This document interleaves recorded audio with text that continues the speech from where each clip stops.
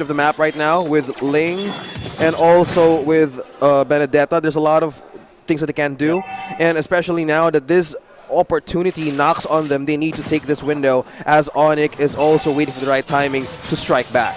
There's going to be the Holy Baptism to stop them. Beloyski going to get the way of the dragon. He goes in, but actually going to be able to survive. Tempest of Blades. They take some turret shots as well. No connection here from Blacklist International just yet. No conversion of kills. Kevyear gets hit here. Insane. Hatred finds one with an auto. Oh my god. Okay, that clash, that skirmish, I would say Marky was the MVP of that. He was able to pop the ultimate when Ling was trying to dive for Beloyski. And then Beloyski already receiving that way of the dragon had him go back. We can see it once again. You can see, watch out for Marky and his usage of the ultimate. Was able to nudge Kevyear as well as Haji when they tried to dive. Look at that. Beautifully done. Oh. And Beloyski survived because of that. Hatred with the magic warship takes down the Ling. So, well, for those that might not be familiar with Melisa, especially, you know, considering she just came out, how does that ultimate work? Basically, so it's like an Akai ultimate, but with better range. Yeah, dome. It's a dome wherein you can't enter that if you don't have like immunity from crowd control. So essentially, it's like continuous crowd control in that area against your opponent. So that is really a problem for the Ling. Lancelot, because of the Phantom execution, having this, you have this iframe, right, invulnerability frame, and you're also immune to CC because of that. You can get through, but the moment you appear as a hero once again, you are nudged out of that bubble. So basically, Blacklist International are going to have to learn to work around the ultimate of Melisa Absolutely. here. Marky on the Melisa. Double ends here. Marky on the Melisa. They're going to have to work around it. And now the second turtle of the game is going to be for the taking. Kyrie's going to be taking a little bit of damage. Going to be forced back here. What a stun. Edward could be in trouble. Going to take a whole lot of damage. Goes down here, but look at the knock up there. Tempest Blade's coming down. Turtle is going to be secured here by Kevyear. So they grab one. It's a 1-for-1 trade. Blacklist International securing the turtle. Oh, the retry battle continues. Blacklist International. Kevyear on that second turtle steal, man. It's just going to get crazy against Oniv Philippines right now. But on that take in making that work, they're just waiting for the right time to pop that ult coming in from Melisa, from Marky. But at the same time, they're trying to siege the position on who to target, on who to deny, on who can attack them at that point. Exactly. So already Oheb is strong now. This is a second picked Kimi, by the way. It seems like Oniv Philippines did not directly counter this. They only have the Lancelot to kind of make it difficult for Oheb. But apart from that, Oheb is going to have a good time, especially with Haji as well as Dexter making the plays. Imagine having two, like the strongest like single target lockdowns on the game. With the Dragon as well as the Unstoppable Force and the Ejector. That's going to be great healing for Blacklist International. Little one-on-one action here in the mid lane. Kevyear going to take a showdown. lot. Bob in the weave, but Hatred is going to spoil the fun there. Kyrie's still alive. Both of them still alive for now. Man, that showdown. It was one auto needed to connect. Hatred's like, I'm here, man. They let it happen. Yeah. I think Ari was baiting. And he knows that Hatred will be there in time, but yeah, Kevyear pulling out the stop in the right moment. That's what we like to see, you know? Two junglers do. That's right. Lane. I mean, showdown, man. That's showdown. One's got the assassin emblem and one's got the jungle. And we could see the damage output difference already starting here, especially 7 minutes into the game.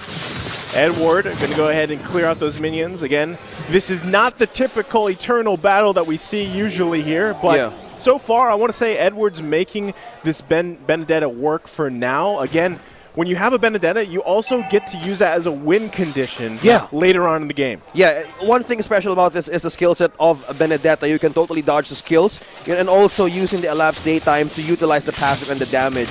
And as well as, you know, Edward on this hero, a comfort pick as well. He has been using this for also for lane pushes, but at this specific one, he also need to be up with the edge with Delarski.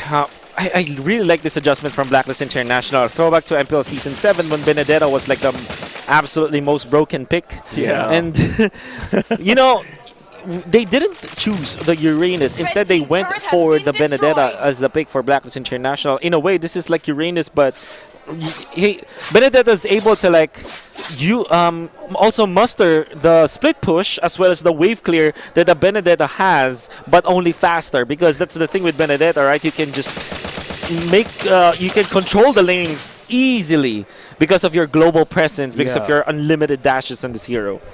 There's a lot of wonders on this hero. I think, you know, when you talk about the old Benedetta, it's funny because she doesn't get she everybody has like PTSD of Benedetta, but I know. at the same time, it's funny because I still find her a very like the kit that she provides, the win condition for Benedetta, is still very good, right? True. And it's not picked as much anymore because I feel like there's always an aspect of risk in playing her, right? There are better, I feel like, heroes now that you can choose to go ahead and try to split push. Yeah. But at the same time, I feel like who else does really well against 1 versus 1, even 1 versus 2s than Benedetta? Yeah. I can't think of many. Yep. The thing is, all right, so let's say that the Benedetta split pushes, right? And it will take maybe 3-4 heroes in the late game to take her down. Yeah. Even then, even if she dies in those moments, that still is a positive trade. Map-wise. Delarski going to get focused on. There's the Way of the Dragon coming out. Delarski still alive, though. There it is. That's the kick. That's going to be the kick. The Way of the Dragon finding the mark. Meanwhile, at the bottom, Edward going to get focused down here by 4 members from Oniv Philippines. But he can't go 1 versus 4 now on this Benedetta. They find a 1-for-1 trade. It takes 4, man. You need to have 4. There's a lot of dashes On in both it. sides. On both sides. And going back on what Wolf said, I mean, we've seen Edward do wonders with this hero. But speaking of wonders, it's another ejector in. This is what they have to do. Find the picks here. Dexstar definitely finding them. Yep. Check out the Let's see replay here. Yeah, the flicker was used, I would say rather late. Because the thing is, the ejector was already popped. And once you already like tossed up, the flicker will not, the flicker will still pull through, but the ejector will still be prioritized. Yep. Oniv Philippines here. Kyrie picking up that Blade of Despair here. Again, he's going to be pumping out the damage. So again, Blacklist International has to watch out for that. But right now, they're doing a great job. They've got a minor gold lead as well. And they're going to be looking to set up here the first Lord of the game. For this one, Kaio, just to go back on you said there, here Naisu, he's using the killing spree on a Demon Slayer. He's probably prioritizing or investing on the damage items he can give on the later stage of this game, just even this type of game. And at this time, this might be where he wants to unleash it. They're not extending into much team fights, and most of what they do is the resources is what matters right now for Oniv Philippines. Heavier going to be doing a great job here, taking that turret down. A bot also has to deal here with Delarski a little bit, but going to be working his way back up. Again, Lord still for the taking here. Blacklist International finding space around the map. 5 turrets up over the 1 of Oniv Philippines. So this is what we like about Blacklist International. Whenever they get the lead, they take control of the map. And that's something that more teams should be doing. Getting the lead is one thing, but controlling the map is a completely other thing. And already Melisa popped the ultimate. Yeah, they can't find the window. Connections. That's going to be the Way of the Dragon, though. Delarski, not the best target here. Going to be able to survive just fine. A lot of poke back and forth. Right now, no one goes down. Lord still up here. Going to have to be a reset from Oniv Philippines. Blacklist International going to start the Lord here. Oniv Philippines not going to give it back. They know that they're going for the Lord, but it goes over here to Blacklist International. As the blades being popped. Dexstar's really low. He goes down. Oheb finds a kill. Oniv Philippines loses 1, and the Lord. Yep. So that really looked like a Blacklist play.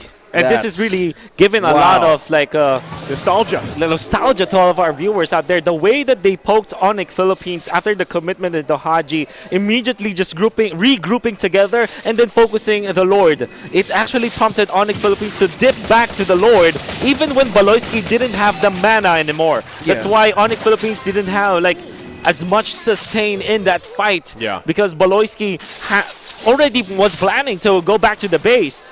But Blacklist International forced them into that error, and Oniv Philippines are now going to be having to defend against the Lord. That's to build up confidence. Blacklist gave. They know that the window, they need to pull off some resources from Oniv Philippines in order to get that pickup, or even to have that edge in damage. I mean, if you have so much damage and if you can't use it in the team, why not wait for them to react first? Well, Blacklist on the discipline here.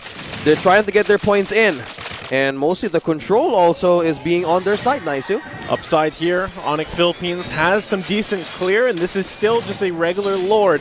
They should have no problem defending here, but they got to watch out for the initiation coming out from Blacklist International. That's going to be the conceal play.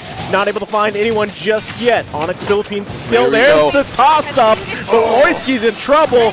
Goes down here. Blacklist International finding one, cracking open the base of Oniv Philippines. Can they defend this? So far, so good. Oh, that's going to be a play there coming out from Edward. Still alive as well. They lose one. Oniv Philippines still in the game. Oh, Edward. You see, there's a lot of wonders that this hero can do. That's you know, totally countering skills, wasting skills, and if you use it at that wrong timing, man, it's all a good sign for Blacklist International just to move forward and have that confidence to do so. And it's not only Edward who's doing a great job in this game. I think Dexstar as well as Haji are utilizing the kid of their hero so well that they're bullying Oniv Philippines. You can see that they still have both flickers up, and this is threatening for Oniv Philippines. Yeah. Honestly, Blacklist International can just bully Oniv Philippines under their base. Look at what they're doing. They're freezing the lane so that Oniv Philippines will not have the farm, and they're forcing Oniv to get out of their base. And Kevier still has his ultimate, so they're pretty safe here. They can just bait out Oniv Philippines. This is tough. I mean, this is a tough position to be for Oniv Philippines because, you know, as you mentioned, they have to continuously worry about Haji and Dexstar. At any given moment, those two players can decide to start a fight. Yeah. Right? Especially having Flicker available to them. And you don't want to give Cho to Haji, man. Yeah. The guy has made play after play after play throughout right. his time here in the FPL Philippines, and he's doing it again. So right now, Blacklist International going to go ahead and start up this first Luminous Lord of the game. Oniv Philippines not really going to be able to do much, although they are going to try to get some vision. Dexstar just around the corner here, going to zone them out completely. Wow, that's a fast clear. I mean, Kevier on that Demon Slayer really works. And now just having, how many? 4 or 5 items in already for Kevier, and making use of those damages, working through. And Oniv right now is probably waiting on that last possible clash that they can get. Look at this. The lane management from Blacklist International, they have frozen the lanes. I think they're going to be pushing here the bottom lane. Now that the Lord is up, they're going to be pushing mid and bot so that all of the lanes will be pushed against Oniv. And if you're looking at Oniv Philippines, they don't have the best wave clear. Surely they have the Lancelot as well as the Kagura, but you don't want to use your spells onto minions if you're the Kagura. You want to use it on heroes, and I'm pretty sure the Blacklist International has got a big advantage now against Oniv. Conceal play. Another one. The conceal comes out. No connection just yet. Edward looking for something. Pops the electro final blow. Lord's still going to be pushing the top. Oniv Philippines has to defend this the best they can. They're going to lose another turret here. They're going to do their best, but at what cost? Blacklist International still huge lead here. It's being very patient. Oniv Philippines has one turret up in the base. So far, so good. But it looks like the way the Dragon's going to find a connection. Hatred can't get in. It's tossed up here. Dexstar finding another one. Haji has to back off. Base half health. Oniv Philippines trying to do their best to defend. Keep it in the game. They grab a kill on Kevier. But here you go. Edward trying to turn it around. Haji as well. Delarski has to flicker out. He's still up. Oheb with the damage. Coming out with a mega kill on this Kimmy. Base, once again, still being focused here. No minions yet. Pushing in. Out of the bottom of the damage, and that's going to be it, ladies and gentlemen. Blacklist International taking it to game number 3. That's it. Slowly and steady. Rebuilding the code, man. The faces on that game, too, man. Gave so much hope for Blacklist International to push through, and that is the classic Blacklist that we saw. And unfortunately, the Melisa will not work this time for the side of Oniv Philippines. As theoretically good as it is, they weren't able to reach the main win condition. In fact, Melisa is a hero that needs a lot of items in this particular game, and it was trailing behind in this game. You see that it was, it was very scary for Blacklist International. It looked like as if they're not that coordinated as Kevier actually went down, but went for the base. But that also happened when some of the members of Blacklist International was able to take out Hatred. And I think taking down the Kagura was very important for Blacklist International in that push. Eventually, they managed to win it.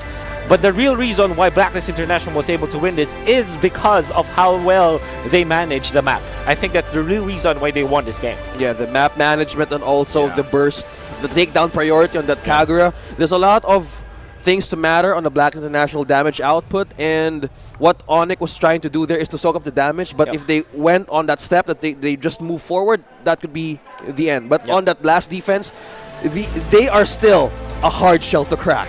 Yeah, and we're going to go ahead and take a look at the game here. Wolf, feel free to break down game number 2 here. Blacklist International taking this one 16 minutes in. So unlike the first game, this time Oniv Philippines don't have the straight-up answer against the damage spread coming out from Blacklist International, which is mainly hybrid damage, as we know. And we can see that there's a lot of magic damage as well as physical damage coming out from Blacklist International's Kimi, Ling, and Benedetta. Now, Oniv Philippines had to get a combination of magic defense and physical defense in this particular game. One thing that we also have to take note is that Oheb was able to just get all the items that he needs. Like 13k gold compared to Marky, who was only able to get into his 4th item. You see that big difference now for both of the heroes. So both of our gold laners now for Oniv Philippines as well as Blacklist International. And Kevir in this game, it was well done coming out from Kevir. That's what I'm trying to say here. Specifically at the start of the game where Blacklist International was able to utilize both Jawhead as well as the Cho to make sure that there's a lot of pressure against Oniv Philippines in the mid lane as well as the jungle. You saw that the first rotation coming out from Dexter onto the purple buff of Carry was successful the way that he was able to reset. But Carry was able to just get back into the game and get the farm. However, come the first turtle of the game, that's when Oniv Philippines didn't have enough. The over-aggressiveness coming out from Oniv Philippines was duly punished by the side of Blacklist International, and it was because of so many plays that Edward was able to do with this Benedetta. And I'm pretty sure that in this game, of all of the stats that they were able to get, all of the lords, the turtles, and the big turrets that they were able to get, eventually the buffs, that's why they were able to lead so much against Oniv Philippines. This was off of the map control that they were able to get because of how aggressively they can play in the map. And that's because of the plays that Edward was able to do, as well as the positioning coming out from the main setup coming out from Blacklist International, which was Jawhead and Cho. This was very difficult for the side of Oniv Philippines. The way that they chose to go for the Lancelot when there's so much stuns already for the side of Blacklist International. They have already shown that they have the Cho, and Oniv Philippines unfortunately fell into that trap. And up until this point, Haji's